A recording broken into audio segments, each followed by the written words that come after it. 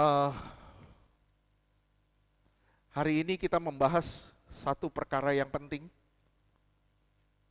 membahas satu surat yang banyak sekali kekayaan di dalamnya. Banyak sekali kekayaan di dalamnya. Banyak sekali keindahan dari surat itu. Pelajaran-pelajaran yang dapat kita petik dari surat itu. Kita belajar dari surat Efesus. Surat Rasul Paulus kepada jemaat di Efesus. Ini benar-benar menurut saya ini surat yang indah. Sangat indah. Kenapa? Banyak sekali intisari, banyak sekali pelajaran di sini yang dapat kita petik. Saya yakin ini tidak akan selesai dalam satu seri. Ini akan berlanjut jadi mungkin 2 atau 3 seri, saya tidak tahu. Tapi nggak akan lebih dari 3 seri. Ini pasti akan berlanjut di minggu-minggu berikutnya. Saudaraku yang dikasihi Tuhan, kehidupan Kristen yang diperkenan Allah adalah kehidupan yang disesuaikan dengan Kristus. Saya ulang sekali lagi. Kehidupan Kristen yang diperkenan Allah adalah kehidupan yang disesuaikan dengan Kristus. Saudaraku, kita harus sungguh-sungguh memahami tujuan Allah atas kita, yaitu supaya saudara dan saya menjadi puji-pujian bagi kemuliaan namanya. Sekali lagi saya ulang, kita harus sungguh-sungguh memahami tujuan Allah atas kita, yaitu supaya saudara dan saya menjadi puji-pujian bagi namanya. Efesus 1 ayatnya ke-12.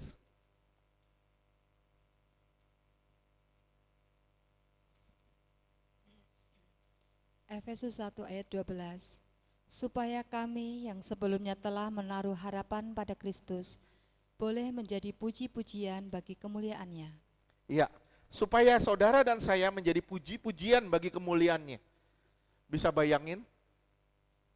Kalau saudara dan saya hidup suka-suka, apakah saudara menjadi pujian bagi kemuliaan namanya?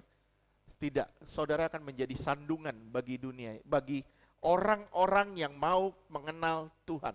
Saya ulang, saudara akan menjadi sandungan bagi orang-orang yang mau mengenal Tuhan. Jangan sampai melalui hidup saudara dan saya, nama Tuhan yang dicoreng. Tuhan tidak mau ini terjadi. Bagaimana kita dipersatukan dengan Kristus atau menyatu dengan Kristus untuk kita mendapatkan warisan. Saudara ditentukan untuk mendapatkan warisan yang dijanjikan. Ada suatu warisan yang dijanjikan, tapi syaratnya saudara harus menyatu dengan Kristus. Sekali lagi, ada warisan yang disediakan, tapi saudara harus lebih dulu menyatu dengan Kristus. Efesus 1 ayat 10 sampai dengan 11. Efesus 1 ayat 10. Sebagai persiapan kegenapan waktu untuk mempersatukan di dalam Kristus sebagai kepala segala sesuatu, baik yang di surga maupun yang di bumi. Iya, dia menjadi kepala dulu, baik yang di surga maupun yang di bumi. Dan kita menjadi tubuhnya. Kepala dan tubuh itu harus terkoneksi. Kalau kepala dan tubuh tidak terkoneksi, tubuh mati. Tubuh hanya bisa hidup ketika kepala dan tubuhnya terkoneksi. Oke, terus ayat 11.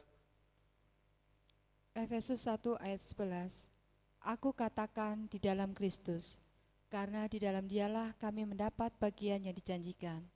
Kami yang dari semula ditentukan untuk menerima bagian itu sesuai dengan maksud Allah.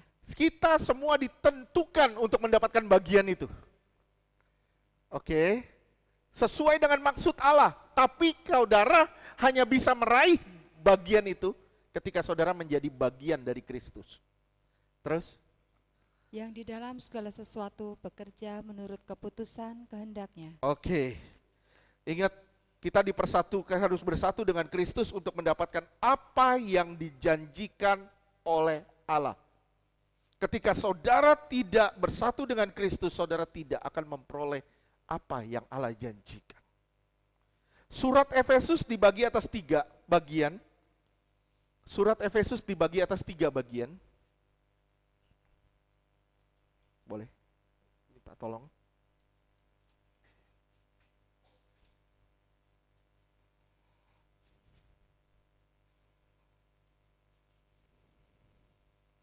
Surat Efesus dibagi atas 3 bagian.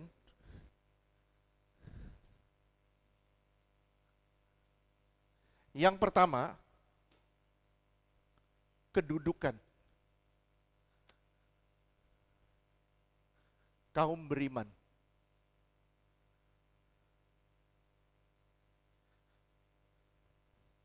Kedudukan kaum beriman dalam Kristus. Ini saudara bisa lihat mulai dari Efesus 1 ayat 1 sampai dengan Efesus 3 ayat 21. Yang pertama, kedudukan kita di dalam Kristus. Yang kedua, bagian kedua adalah kehidupan. Kehidupan kaum beriman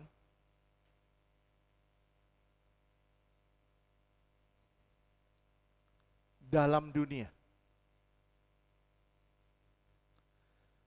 Saudara harus mengerti dulu kedudukan saudara, baru saudara tahu kehidupan saudara di dalam dunia.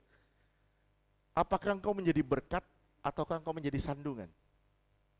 Oke, saudara bisa lihat mulai dari Efesus 4 ayat 1 sampai dengan Efesus 6 ayat 9.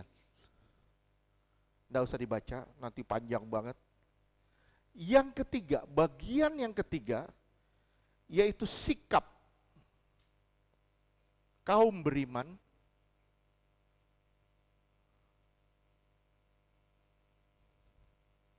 terhadap musuh. Bagaimana sikap saudara dan saya terhadap musuh-musuh kita?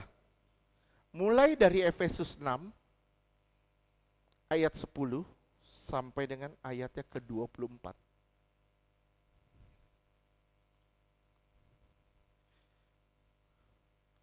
Surat ini penuh dengan kelimpahan rohani. Bagian yang pertama itu mewahyukan hayat kita di dalam Kristus sebagai satu kesatuan. Bagian yang pertama itu mewahyukan hayat saudara dan saya di dalam Kristus sebagai satu kesatuan. Bagian yang kedua, hayat surgawi dihidupkan melalui kita yang ada di dunia. Saya ulang, bisa ngerti tidak? Yang pertama, hayat kita di dalam Yesus sebagai satu kesatuan. Yang kedua, hayat surgawi diperhidupkan melalui kita selama kita di dunia. Jadi selama saudara dan saya ada di dunia, itu harus diperhidupkan hayat surgawi itu. Bagian yang ketiga, saudara harus memahami siapa musuh saudara. Saudara harus memahami siapa musuhmu dan bagaimana sikap kita terhadap musuh-musuh itu. Bagian yang ketiga adalah siapa musuh kita dan bagaimana sikap kita terhadap para musuh. Saya berharap saudara bisa mengerti atau saudara minimal bisa catat aja. Ini kita akan belajar satu intisari yang luar biasa. 3 bagian kunci dalam Efesus. 3 bagian kunci dalam Efesus. Ini. Yang pertama, 3 bagian kunci dalam dalam surat Efesus ini. Saudara bisa dapat di Efesus 2 ayatnya ke-6. Coba bisa dibaca. Efesus 2 ayatnya ke-6.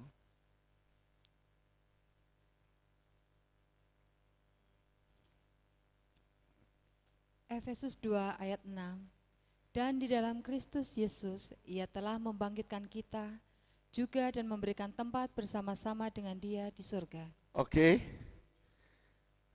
Memberikan kita tempat bersama-sama dengan Dia di sorga. Kita dipersiapkan. Bahasa Indonesianya kurang tepat, tapi bahasa Inggrisnya kita lihat lebih tepat.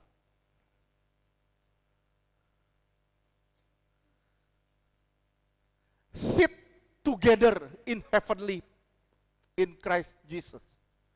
Sit together. Artinya duduk bersama. Duduk bersama. Sit together in heavenly place in Christ Jesus. Kunci yang pertama dari kitab Efesus adalah kedudukan. Kunci yang kedua dari surat Efesus, saudara bisa lihat di Efesus 4 ayatnya ke-1. Efesus 4 ayat 1. Sebab itu aku menasihatkan kamu, aku, orang yang dipenjarakan karena Tuhan, supaya hidupmu sebagai orang-orang yang telah dipanggil berpadanan dengan panggilan itu. Iya. Sebab itu aku menasihatkan kamu, aku, orang yang dipenjarakan karena Tuhan, supaya hidupmu sebagai orang-orang yang telah dipanggil berpadanan dengan panggilan itu. Ini pun kurang tepat, kita lihat di bahasa Inggris.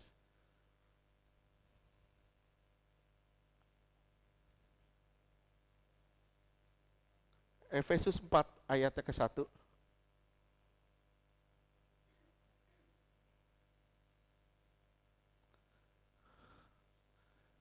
Walk.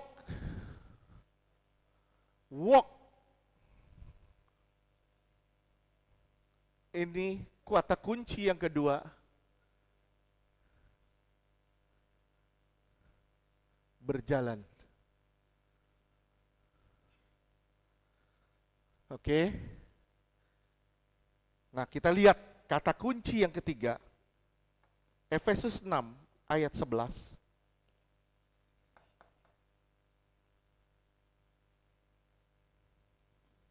Efesus 6 ayat 11. Kenakanlah seluruh perlengkapan senjata Allah, supaya kamu dapat bertahan melawan tipu muslihat iblis. Iya. Efesus 6 ayat 11. Oke, kita lihat lagi baca Inggris.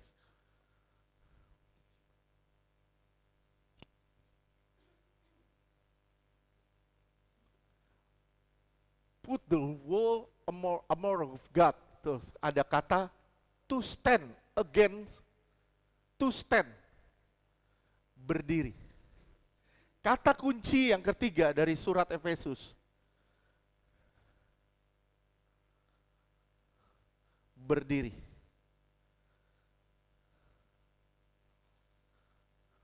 Lihat ya, perhatiin.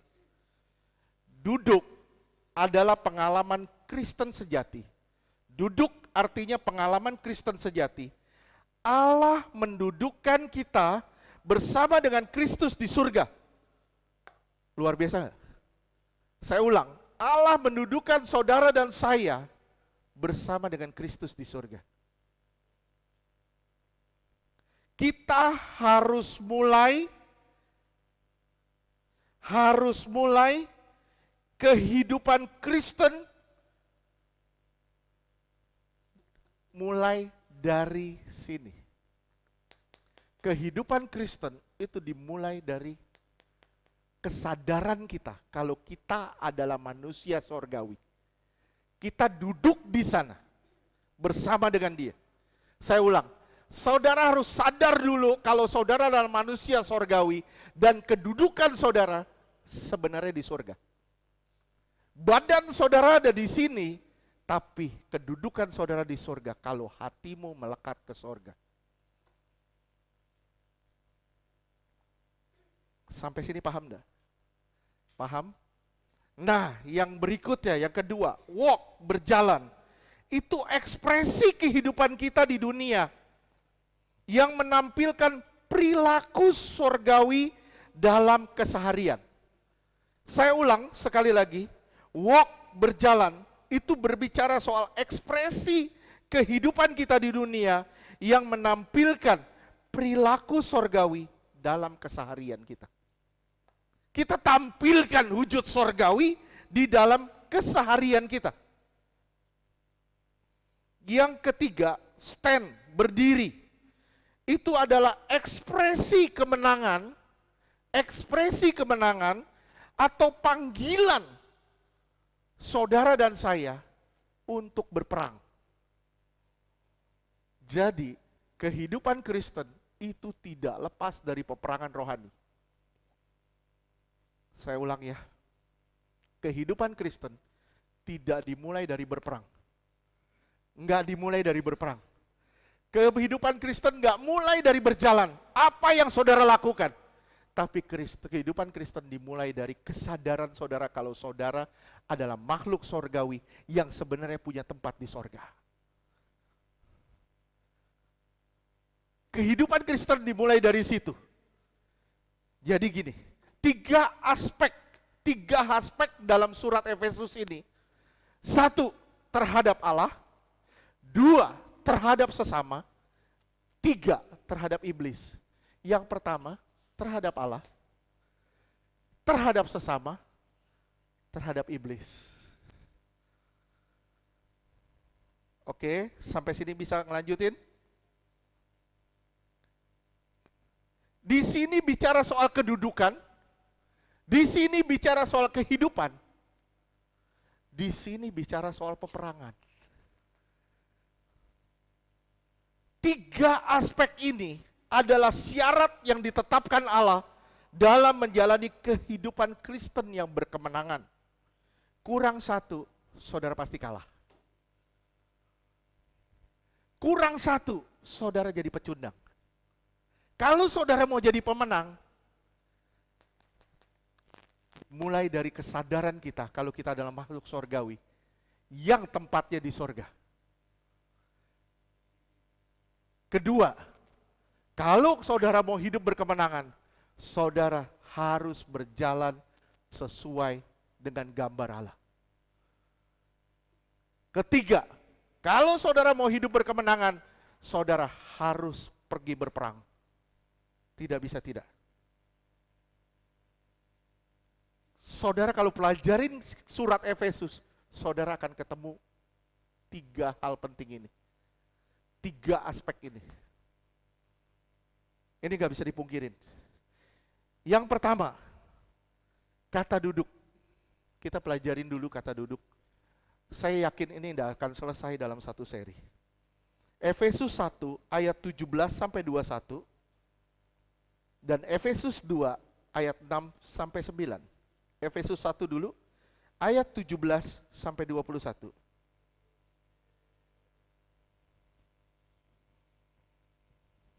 Efesus 1 ayat 17.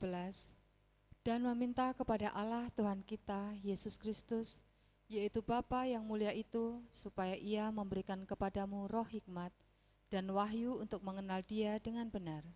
Saudara harus punya pewahyuan untuk mengenal Allah dengan benar. Terus ayat 18. Dan supaya Ia menjadikan mata hatimu terang, Supaya kamu terang mata hatimu. Terus agar kamu mengerti pengharapan apakah yang terkandung dalam panggilannya, betapa kayanya kemuliaan bagi yang ditentukannya bagi orang-orang kudus. kamu harus tahu dulu posisimu. Apa yang Tuhan janjikan bagimu kalau kamu jadi orang kudus ya. Sadari dulu itu. 19. Dan betapa hebat kuasanya bagi Betapa kita yang hebat percaya. kuasa bagi kita orang percaya. Waduh, luar biasa loh. Betapa hebat kuasanya bagi saudara dan saya, yaitu orang-orang percaya. Terus, Sesuai dengan kekuatan kuasanya, oke, terus ayat 20. yang dikerjakannya di dalam Kristus dengan membangkitkan Dia dari antara orang mati dan mendudukkan Dia di sebelah kanannya di surga. Yesus didudukkan di sebelah kanan di sorga. Terus ayat 21. Jauh lebih tinggi dari segala pemerintah Jauh lebih tinggi daripada pemerintah dan penguasa dan penguasa dan kekuasaan dan kekuasaan dan kerajaan dan kerajaan. dan tiap-tiap nama yang dapat disebut, Dan setiap nama yang dapat disebut jauh lebih tinggi dari apapun yang ada di dunia ini. Terus, bukan hanya di dunia ini saja, melainkan juga di dunia yang akan datang. bukan hanya di sini, tapi juga di dunia yang akan datang. Jauh lebih tinggi dari semuanya. Efesus 2 ayat 6 sampai 9.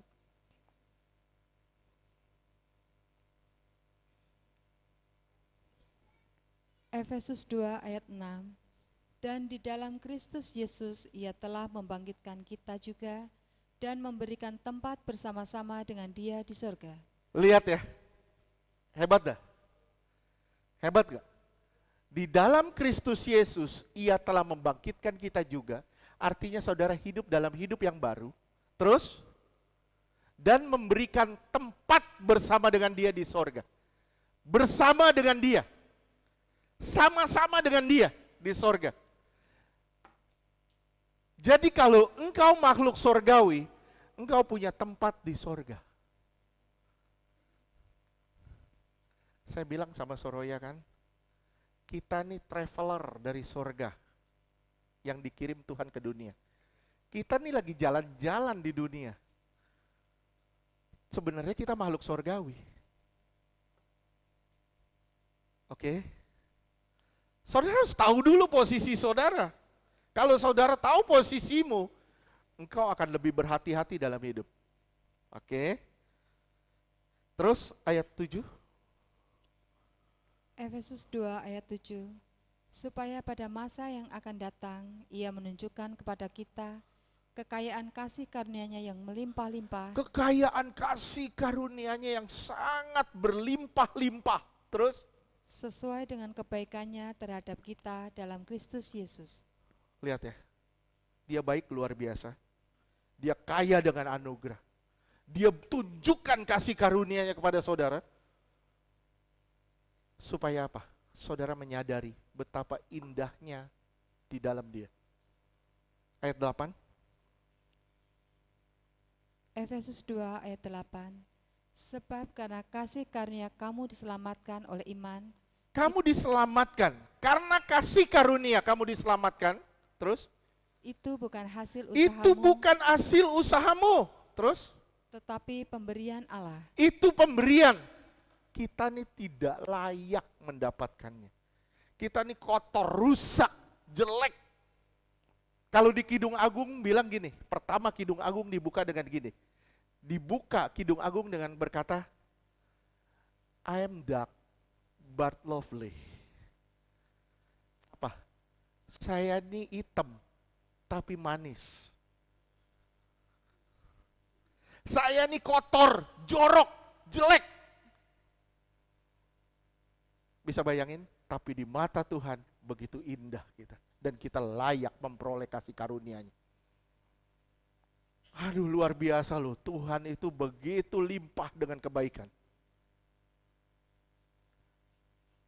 Di Kidung Agung dibilang, I'm dark, but I'm lovely. Saya nih kotor, jelek. Jangan sampai kita merasa jelek di dunia, jelek juga di sorga. Nggak dapat bagian di sorga. Aduh kacau deh. Orang boleh ngomong kita jelek, gendut, atau apa, terserah. Tapi kita lovely di mata Tuhan. Kita indah di mata Tuhan. Beri kemuliaan dong buat Tuhan.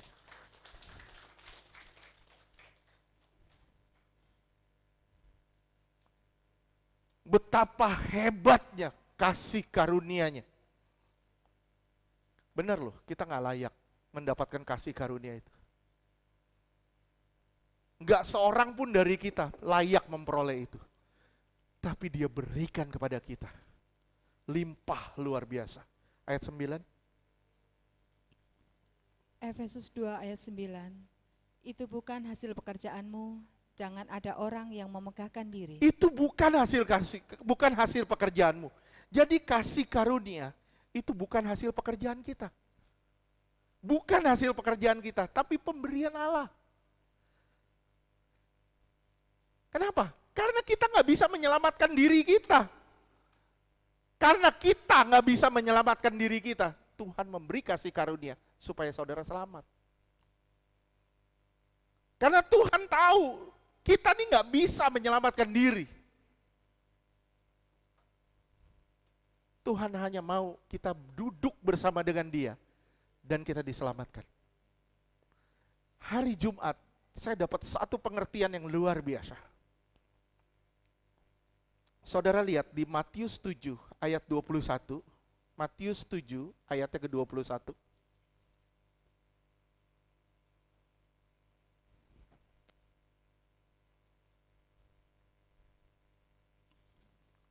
Matius 7 ayat 21.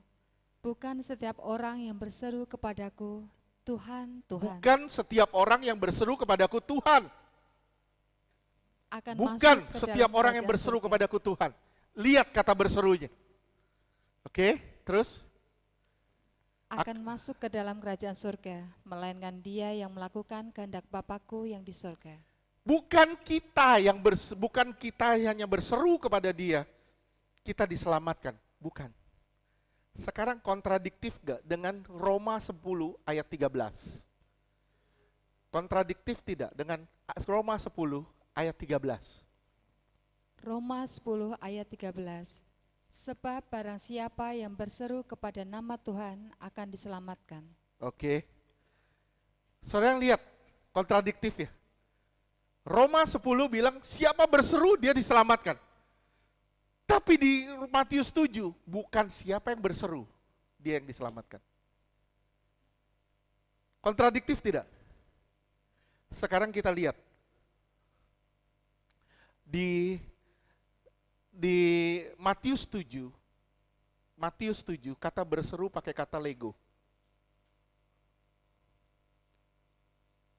Matius 7 pakai kata lego. Tapi di Roma 10 ayat 13 pakai kata epikaleo.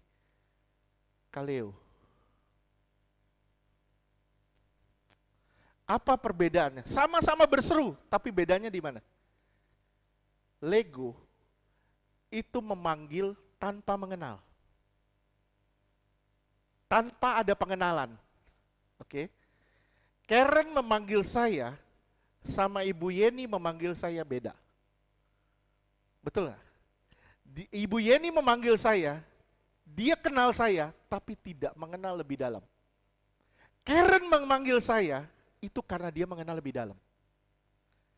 Nah, Karen memanggil saya sebut dengan nama epikaleo. Ibu Yeni memanggil saya sebut dengan kata lego. Itu perbedaannya. Jadi, yang di lego itu, yang Tuhan bilang, aku tidak kenal kamu, itu adalah orang yang berseru, tapi tidak ada pengenalan. Paham nggak? Di Roma 10 ayat 13, itu adalah orang yang berseru, diselamatkan, karena dia mengenal Tuhan dengan benar.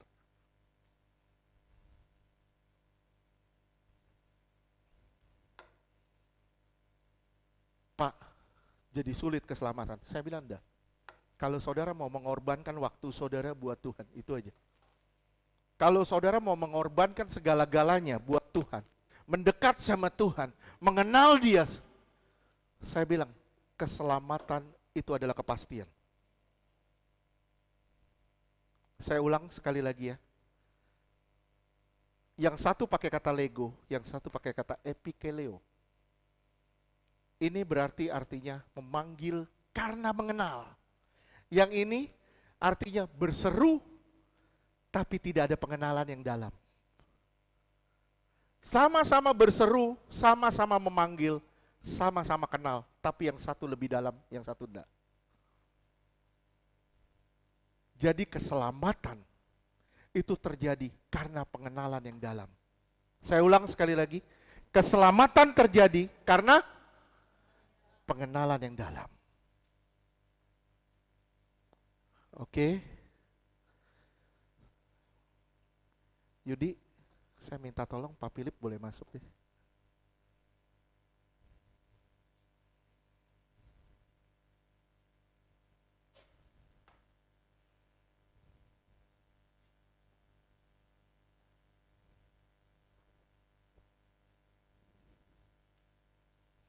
Oke. Kekristenan dimulai dengan Kristus duduk di sebelah kanan Allah setelah mengadakan penyucian. Saya ulang, kekristenan dimulai dengan Kristus duduk di sebelah kanan Allah setelah mengadakan penyucian. Ibrani 1 ayat 3.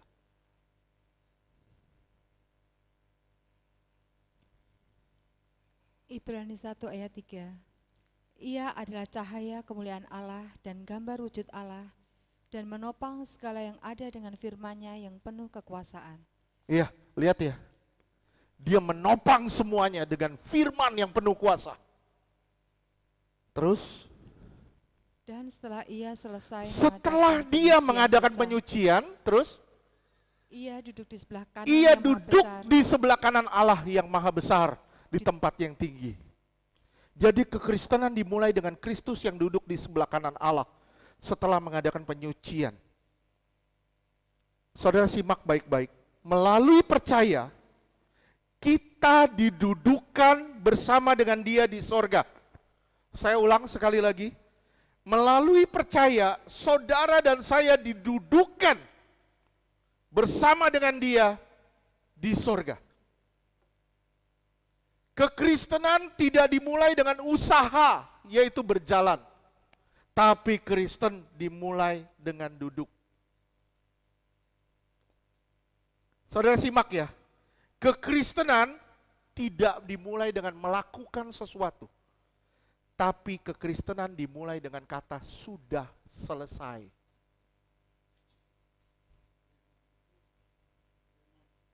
Rema.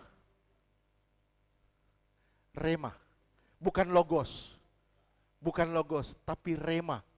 Rema itu pengalaman. Bukan logos. Bukan sekedar perkataan. Tapi pengalaman. Oke. Jadi kekristenan tidak dimulai dengan kata melakukan. Bukan dimulai dengan melakukan, tapi dimulai dengan kata sudah selesai. Karena itu surat Efesus dimulai dengan pernyataan sudah selesai.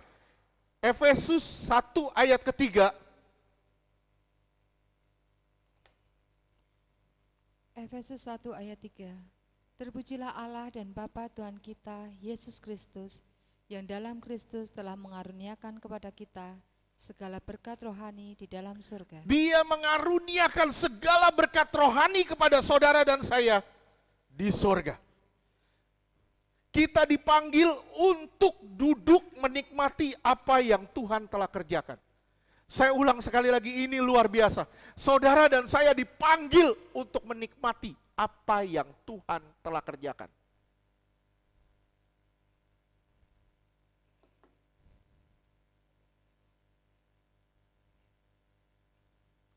Kita diselamatkan oleh anugerah.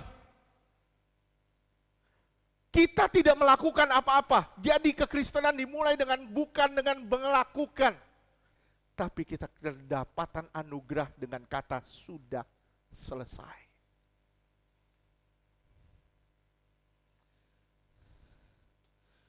Kekristenan dimulai dengan panggilan dan dilanjutkan dengan menikmati buah panggilan. Saya ulang, kekristenan dimulai dengan panggilan, kemudian dilanjutkan dengan menikmati buah panggilan. Kehidupan Kristen dari awal sampai akhir bertumpu pada kata bersandar pada Tuhan. Duduk artinya beristirahat. Semua yang saudara dan saya kerjakan dihentikan. Sekarang Allah yang bekerja lewat Roh-Nya yang kudus.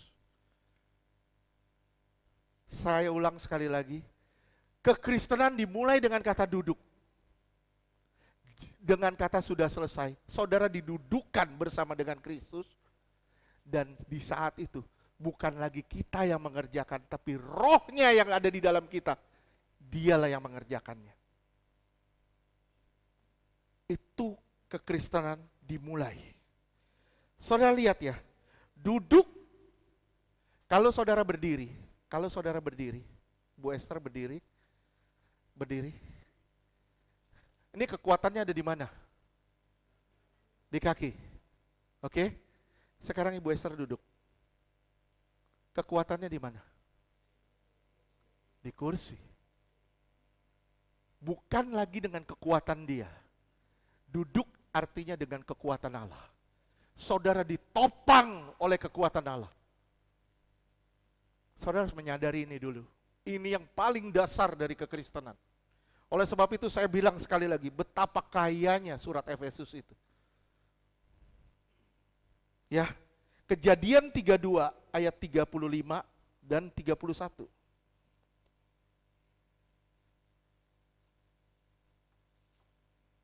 Ayat 25 dan 31.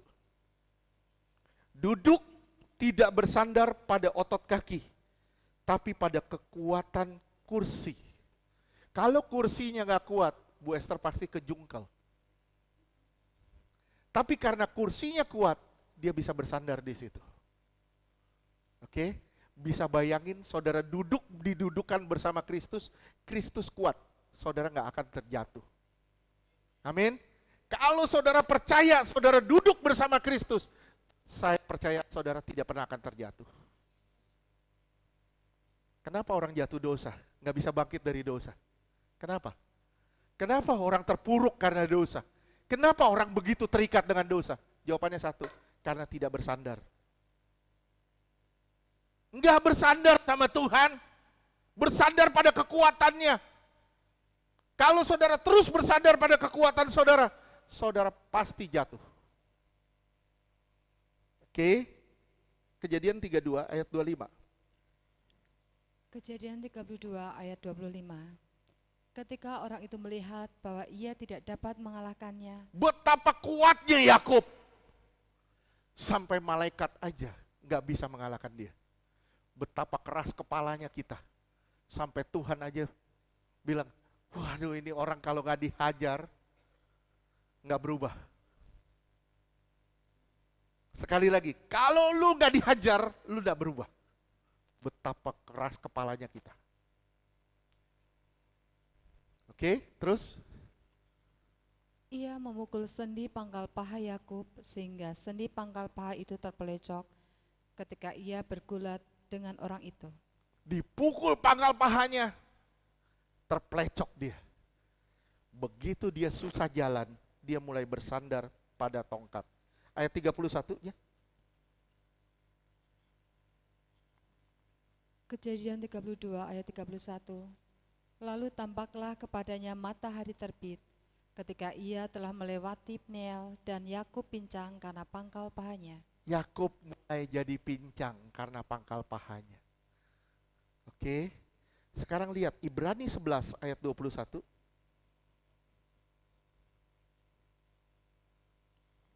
Ibrani 11 ayat 21. Karena iman maka Yakub ketika hampir waktunya akan mati, memberkati kedua anak Yusuf, lalu menyembah sambil bersandar pada kepala tongkatnya. Lihat ya. Ternyata Yakub pakai tongkat. Ketika Yakub pakai tongkat, itu kekuatannya di mana? Di tongkatnya. Kalau tongkatnya nggak kuat, dia pasti jatuh. Lihat ya, dia bersandar pada tongkatnya. Ini yang namanya anugerah. Kalau saudara nggak dipukul pangkal pahanya, saudara nggak akan berubah. Saya pernah bilang waktu itu, ingat saya pernah bilang, ya, mau belajar atau mau dihajar? Mau dihajar? Mau belajar. Kalau mau belajar, jangan sampai tunggu dihajar. Belajar benar-benar. Ya, jangan sampai tunggu terplecok pangkal paha, keburu nggak bisa jalan, keburu udah sakit-sakitan, udah selang di mana-mana, baru bilang, Tuhan, saya mau menyerahkan diri kepadamu. Tuhan bilang, lu kasih gue bunga layu. Oke? Lihat ya, duduk tidak bersandar pada otot kaki, tapi bersandar pada kekuatan kaki kursi. Yakub dipukul pangkal pahanya, dia mulai bersandar pada tongkatnya. Duduk artinya meletakkan semua beban berat masa depan. Semua ditaruh di kaki Tuhan. Ketika saudara duduk, saudara serahin semua beban berat saudara, semua masa depan saudara, semua yang saudara khawatirkan, semua yang saudara takutkan, saudara bersandar sama Allah sepenuhnya.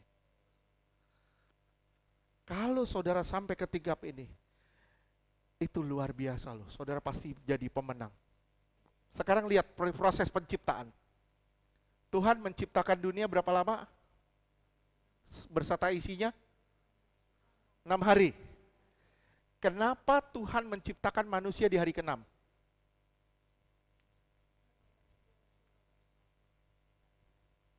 Kenapa?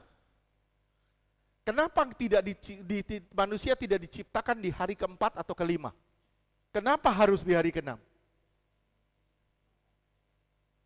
Di hari ke-7 Tuhan istirahat. Betul gak? Di hari 7. Jadi begini proses penciptaan. 6 hari Tuhan sibuk luar biasa. Di hari ke-7 Tuhan istirahat.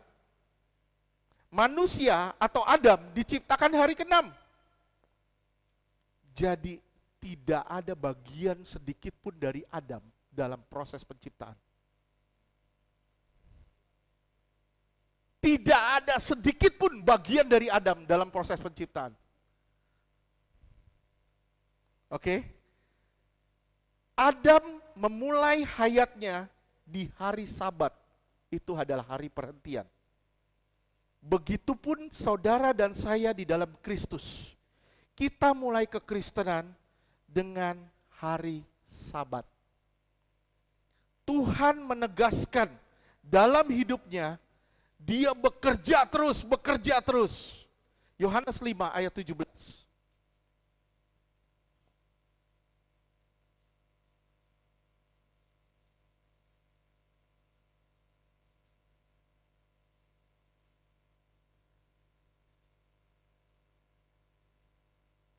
Yohanes 5 ayat Yohanes ke-17. 5 ayat 17. Tetapi ia berkata kepada mereka, Bapakku bekerja sampai sekarang, Bapakku bekerja sampai sekarang. Terus? maka aku pun bekerja juga. Maka aku pun bekerja juga. Lihat, setelah Tuhan membayar harga penebusan, baru dia dapat berkata di Yohanes 19 ayat 30. Yohanes 19 ayat ke-30. Yohanes 19 ayat 30. Sesudah Yesus meminum anggur asam itu, berkatalah ia, sudah selesai. Beres semuanya.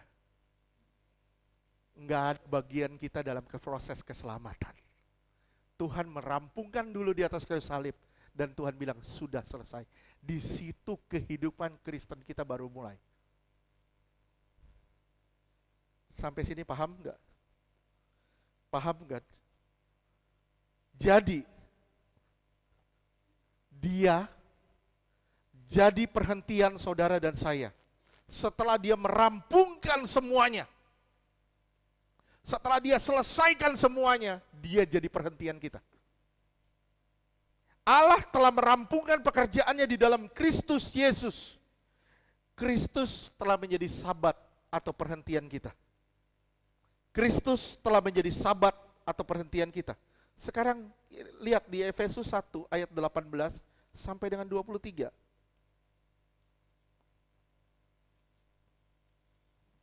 Efesus 1 ayat 18.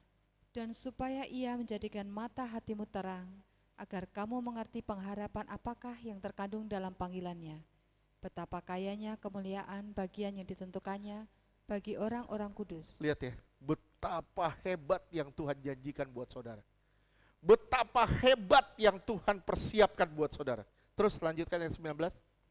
Dan betapa hebat kuasanya bagi kita yang percaya. Betapa hebat kuasanya bagi kita orang percaya.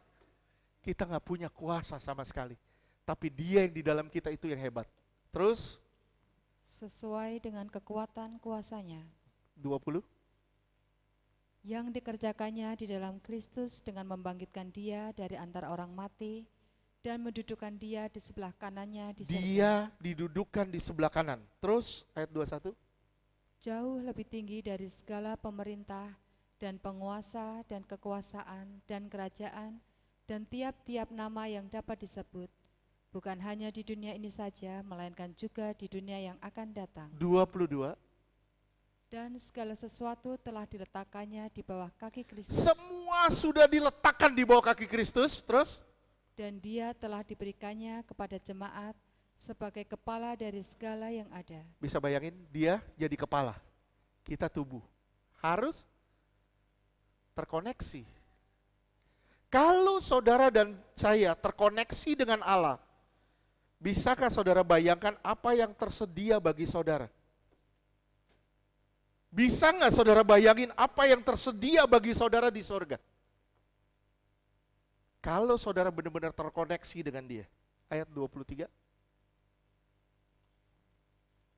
Jemaat yang adalah tubuhnya, yaitu Saudara dan kepenuhan saya dia. adalah tubuhnya. Terus? Yaitu kepenuhan Yaitu dia kepenuhan dia. Terus? yang memenuhi semua dan segala sesuatu. Saudara dipenuhi oleh dia. Amin. Lihat, saudara lihat baik-baik. Kita harus pahami apa yang tersedia bagi kita.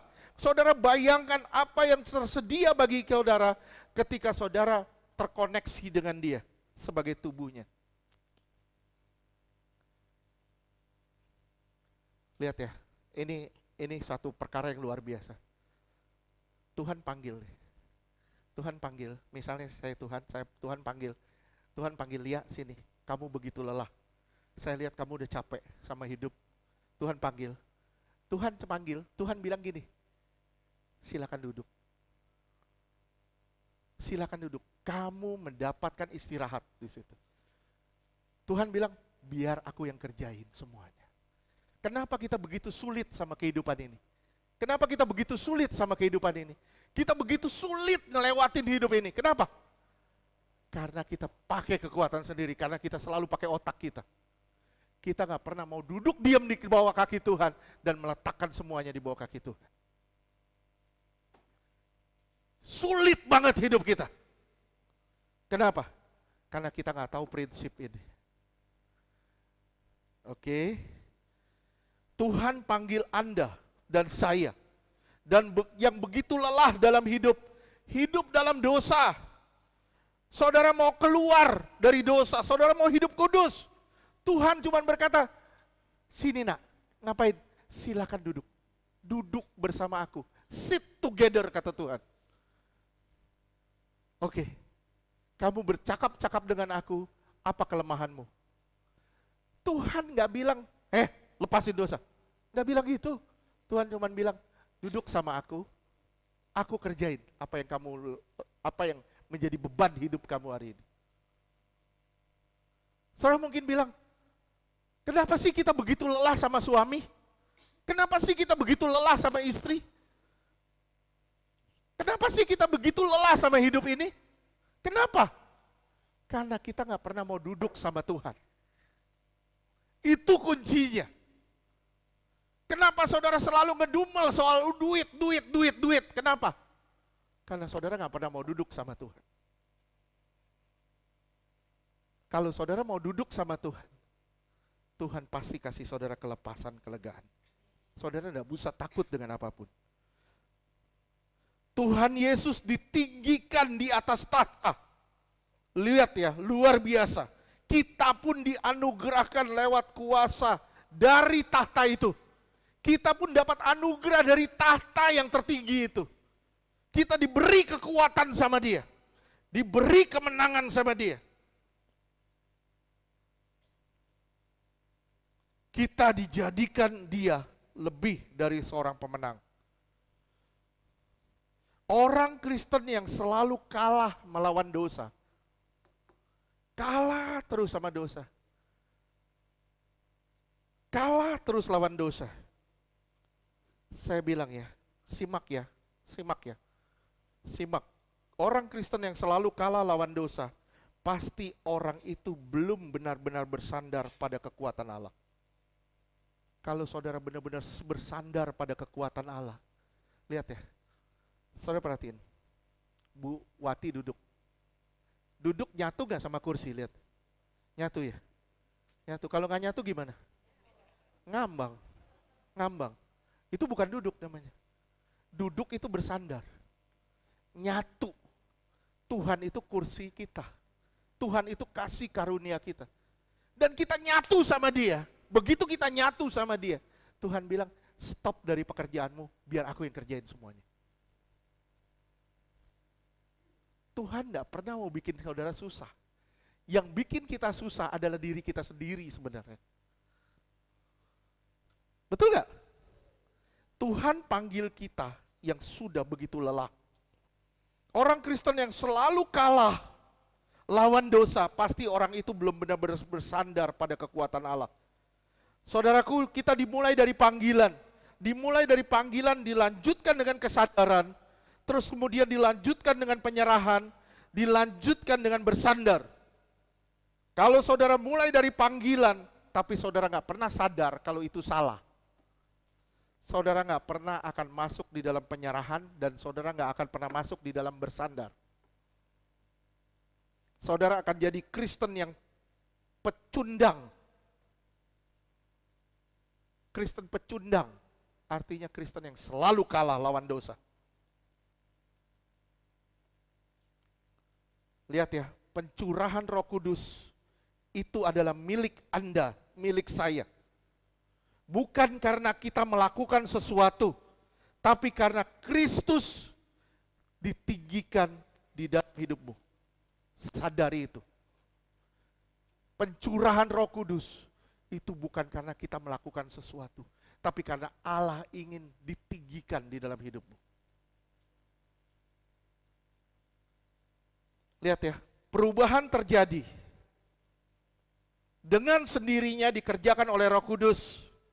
Jika Anda terus terkoneksi dengan Dia, terus memposisikan diri saudara di dalam Dia, pasti saudara akan berubah terus-menerus. Pasti. Efesus 4 ayat 3 sampai 6. Efesus 4 ayat 3. Dan berusahalah memelihara kesatuan roh oleh ikatan damai sejahtera. Terus 4. Satu tubuh dan satu roh, sebagaimana kamu telah dipanggil kepada satu pengharapan yang terkandung dalam panggilanmu. Iya, terus ayat 5. Satu Tuhan, satu iman, satu baptisan. Satu Allah dan Bapa dari semua, Allah yang di atas semua dan oleh semua dan di dalam semua. Iya, saudara lihat ya, saudara dipanggil untuk menjadi satu dengan Allah. Menjadi satu dengan Allah yang esa. Ini luar biasa nggak? Bisa bayangin kalau saudara nggak menyatu dengan Dia, saudara dapat kemenangan nggak? Kalau saudara nggak bersandar sama Dia, saudara punya kemenangan nggak? Saya bilang ya, banyak orang Kristen bukan tidak tahu dosa, tapi tidak punya kekuatan lawan dosa. Bukan tidak tahu itu dosa, tapi tidak punya kekuatan lawan dosa. Kenapa? Karena tidak terkoneksi. Tidak terkoneksi. Tidak punya hubungan. Tidak punya keintiman. Akhirnya tidak tersalur kekuatan Allah. Tidak sadar posisinya yang Tuhan tempatkan sebenarnya di sorga. Lihat ya, Rita punya nomor telepon saya. Saya kasih petunjuk ke Rita. Kasih petunjuk ke Rita untuk mengerjakan A, B, C, D. Di tengah jalan dia lupa harus kerjain apa. Dia punya nomor telepon saya. Kalau dia nggak hubungin saya, dia bisa melakukan pekerjaan dengan benar nggak? Enggak. Karena dia punya hubungan dengan saya, dia harus koneksi dengan saya. Supaya saya bisa mengarahkan lagi. Saudara punya koneksi itu, tapi kalau saudara tidak mau berhubungan dengan Allah, tidak mau terkoneksi dengan Allah, saya bilang, saudara nggak pernah bisa dapat kemenangan. Nggak akan bisa dapat kemenangan. Alkitab berkata, kita tidak dilahirkan bersama dengan Kristus. Betul nggak? Saya ulang sekali lagi. Alkitab berkata nggak kalau kita dilahirkan bersama dengan Kristus? Alkitab tidak berkata kita dilahirkan, berkata kita dilahirkan bersama Kristus. Tapi Alkitab berkata kita disalibkan bersama Kristus. Kita disalibkan bersama dengan Kristus. Galatia 2 ayat 19, 20.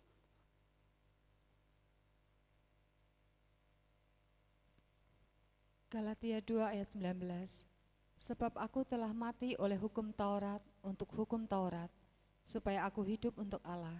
Aku Ya. telah disalibkan dengan Aku Kristus. telah disalibkan dengan Kristus. Ayat 20.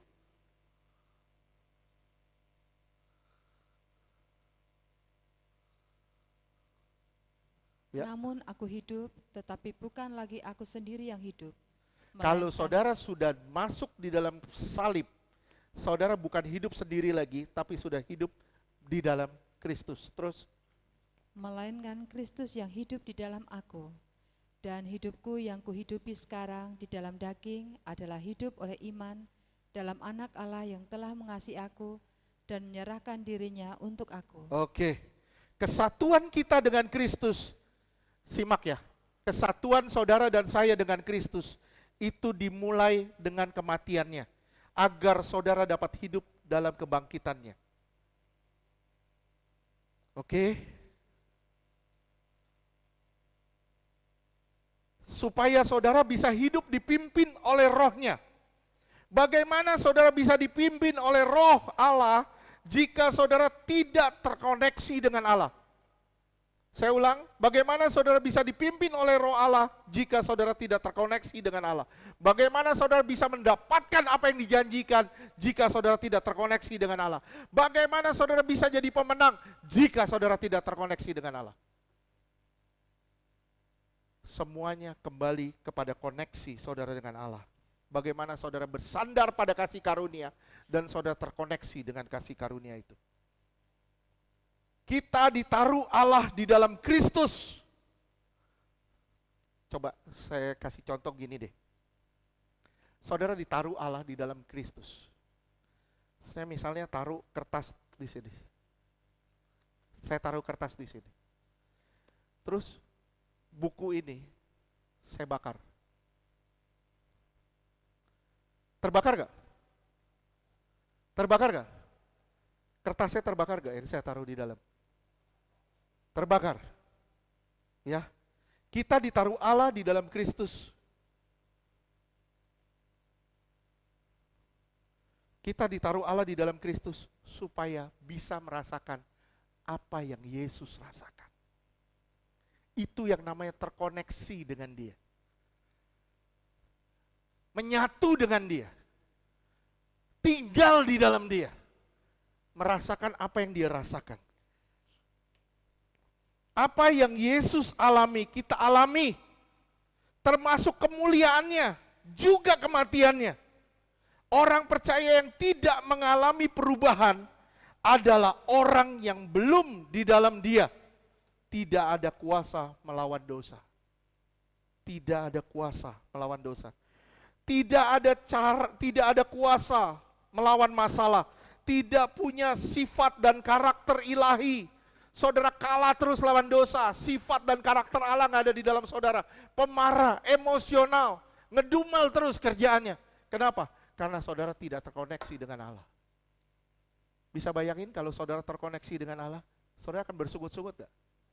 Saudara akan komplain gak dengan Allah? Enggak, karena saudara kenal Allah. Oke. Aduh, udah jam 1 nih. Saya minta waktu 5 menit deh. Sekarang lihat ya. Apa yang Yesus tuntut dari kamu? Apa yang Yesus tuntut dari kamu? Lihat ya, lihat. Nih, satu kisah. Matius 18 ayat 24 sampai 35. Matius 18 ayat 24. Setelah ia mulai mengadakan perhitungan itu, dihadapkanlah kepadanya seorang yang berhutang 10.000 talenta. Ada seorang yang berhutang 10.000 talenta. Betapa berdosanya kita di hadapan Allah. Terus, Tetapi karena orang itu tidak mampu melunaskan hutangnya, raja itu memerintahkan supaya ia dijual berserta anak istrinya dan segala miliknya untuk pembayar hutangnya. iya, orang itu harus dibuang, dijual. Terus, Maka sujudlah hamba itu menyembah dia, katanya, sabarlah dahulu, segala hutangku akan kulunaskan. iya 27. Lalu tergeraklah hati raja itu Ini oleh ciri belas khas kasihan. Yesus, yaitu compassion, belas kasihan. Ciri khas Yesus. Satu karakter Yesus yang harus dimiliki oleh pelayan-pelayan Tuhan. Belas kasihan. Terus? Sehingga ia membebaskannya dan menghapuskan hutangnya. Ya, 28. Tetapi ketika hamba itu keluar, ia bertemu dengan seorang hamba lain yang berhutang 100 dinar kepadanya. Ada orang utang sekitar sekian ratus miliar. Tapi dia keluar, dia ketemu orang yang berhutang cuma 50 juta. Terus? Ia menangkap dan mencekik kawannya itu, katanya, "Bayar hutangmu." Bayar hutangmu. Terus?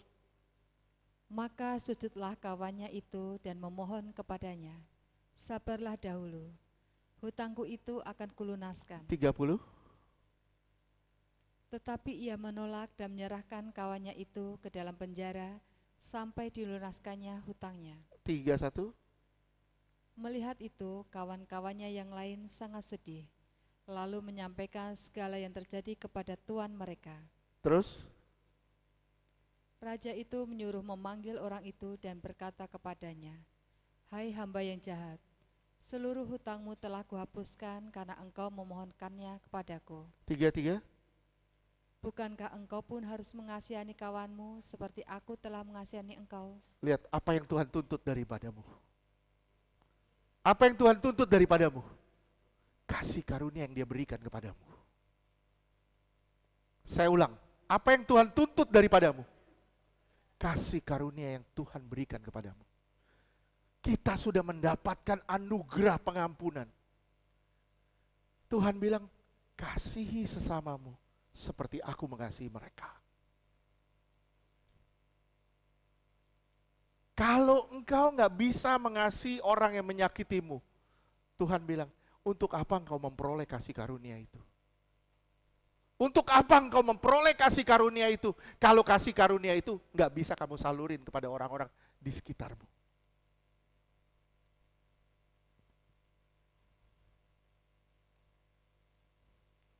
Saudara mau bilang, saudara hebat. Tapi maaf, jika Tuhan menuntut kasihnya daripadamu dan engkau tidak punya kasih itu kepada orang yang menyakitimu, saya bilang, engkau tidak serupa dengan Kristus. Gimana Pak caranya Pak? Tuhan gak bilang, bisa gak lu ngampunin dia? Enggak. Bisa gak lu mengasihi dia? Enggak. Tuhan cuma bilang, mau gak kamu ngampunin dia? Mau gak kamu mengasihi dia? Seperti aku mengasihi dia. Tuhan, aku gak mampu. Tuhan bilang, duduk sini. Duduk sini. Aku salurin kasihku supaya engkau mengasihi mereka seperti aku mengasihi mereka. Hebat gak Tuhan? Kenapa kita sulit banget ngampunin orang? Kenapa kita sulit banget berdamai sama orang? Kenapa? Karena kita gak pernah duduk sama Tuhan.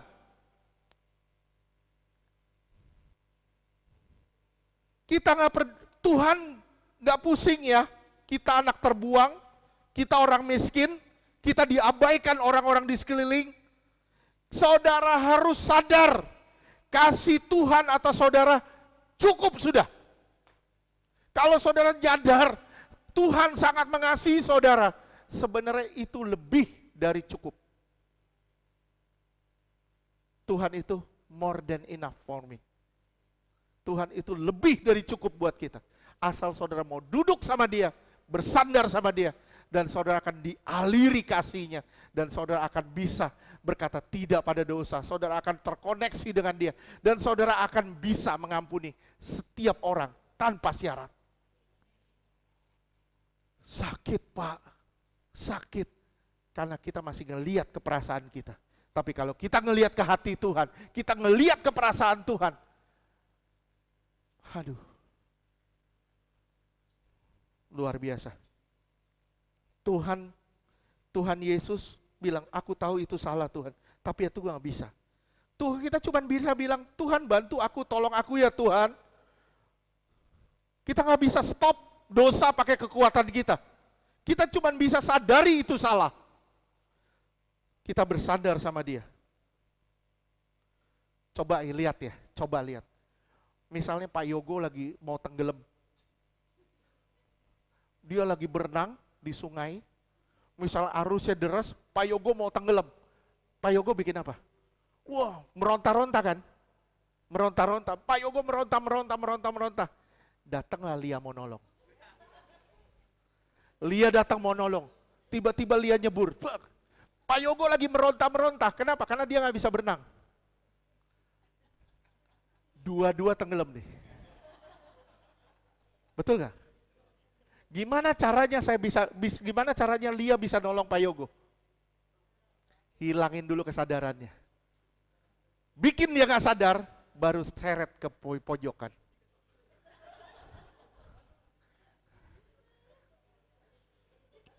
Halo? Ini sebenarnya contoh. Coba deh saudara tolong orang yang tenggelam. Suruh dia berhenti meronta dulu, baru saudara bisa tolong. Saudara mau lepas dari dosa, saudara meronta, Tuhan saya mau lepas. Saya berjanji ini yang Pak Roy bilang kemarin. Saya berjanji begini. Saya yakin saudara kalah. Kenapa? Saudara enggak bisa bekerja pakai kekuatan sendiri. Saudara cukup dibilang, Tuhan cuma manggil saya, sini. Ngapain? Sit.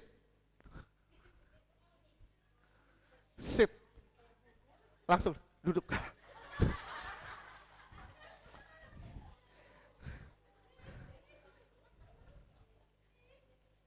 Bisa saudara melihat ya. Begitu saudara duduk, diam di situ. Saudara terkoneksi dengan Allah. Dan saudara pasti bilang, terima kasih Tuhan. Sadar gak sadar, saudara berjalan. Betapa indahnya hidup saudara diubah Tuhan. Betapa indah hidup saudara dirubah Tuhan. Tuhan cuma manggil saudara, Tuhan bilang, duduk.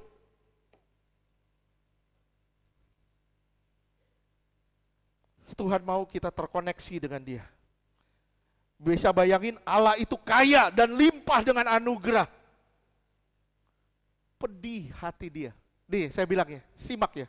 Pedih hati Dia ketika kita tidak mau menerima pemberiannya. Ketika buku Suma mau ngasih combro ke saya, dia udah buat mati-matian dari rumah. Saya bilang, sorry Bu, maaf, combromu tidak enak. Misalnya, combronya enak banget. Misalnya saya bilang gitu, sorry, betapa pedih hati dia. Benar nggak? Bisa bayangin, Tuhan limpah dengan anugerah. Kita bisa bilang, sorry Tuhan, saya akan kerjakan dengan kekuatan saya. Betapa pedih hati dia. Cukup saudara datang ke Tuhan, saudara duduk di dalam Dia, saudara terkoneksi dengan Dia. Percaya tidak percaya, cepat atau lambat saudara akan gampang sekali mengasihi orang. Gampang sekali ngampunin orang, dan gampang sekali lepas dari dosa. Kenapa kita sulit lepas dari dosa? Karena kita nggak pernah koneksi dengan Dia. Kita selalu andelin kekuatan diri kita sendiri. Ini bahaya luar biasa. Allah itu kaya limpah dengan anugerah. Pedih loh Dia loh ketika kita menolak pemberiannya. Saya bilang sama saudara, mulai hari ini berhentilah berusaha. Bangun koneksi terus dengan Allah. Jangan putus. Buktikan Dia bekerja dalam diri saudara. Pada titik inilah kekristenan dimulai. Kekristenan dimulai. Saudara cukup diam di dalam Dia, terkoneksi dengan Dia. Ini kekristenan dimulai. Pertanyaan saya sama saudara, apakah kekristenanmu sudah mulai? Apakah saudara benar-benar sudah duduk di dalam Dia dan berhenti di dalam Dia, terkoneksi dengan Dia? Kalau belum, berubah mulai hari ini. Mulai kekristenan yang benar hari ini. Belajar dari Tuhan dan bilang, Tuhan bersama Engkau, saya cakap menanggung segala perkara. Amin. Tuhan berkati.